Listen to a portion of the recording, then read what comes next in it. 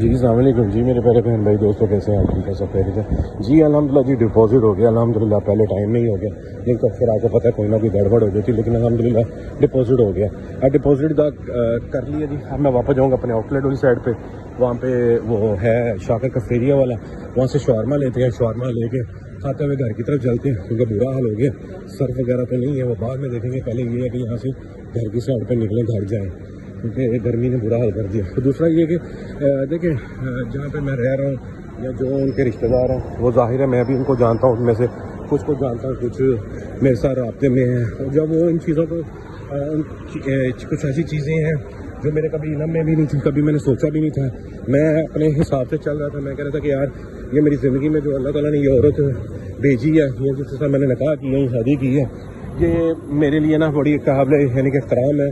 और मैंने कभी भी नहीं सोचा था कि यार ये मेरे साथ इस तरह बिहेव करेगी या मुझे इस तरह धोखा देगी, क्योंकि ये मुझे तो पता था कि उसकी ज़हनियत जो है ना वो पैसा बनाने के लिए है, सिर्फ पैसा के लिए है। बाकी मैं भी सिर्फ इसलिए कर रहा था ज़्यादा कि यार बीवी है, कोई बात नहीं। मेरे ज़हन में ये चीज़ें थी कि यार जो है ना जिस्मानी रिलेशन होते हैं वो बिल्कुल मैनी नहीं रखते मियाँ बीवी के अंदर।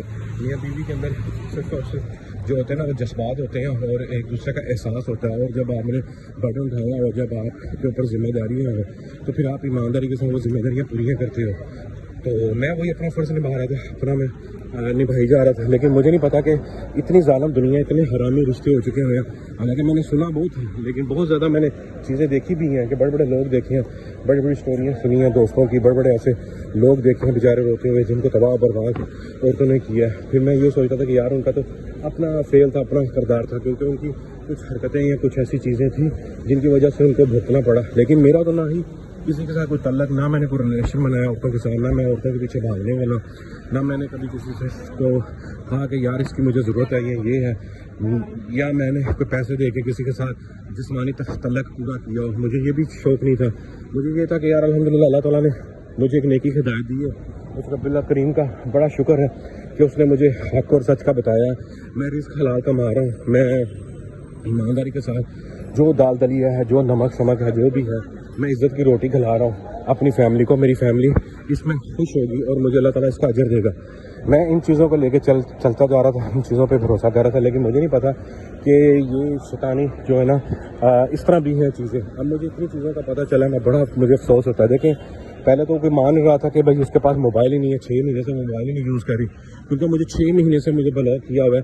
24 मार्च के महीने से मुझे ब्लॉक किया हुआ है। अब जो नई बातें पता चल रही है कि जिसके पास मोबाइल है, इस तरह का है, ये है, वो है, ज़ाहिर है कि उसने मुझे ब्लॉक किया हुआ, उसके पास मोबाइल है और उस मोबाइल में ज़ाहिर है कोई नई सिम डाली होगी, उसने पुरानी कोई सिम नहीं डाली होगी।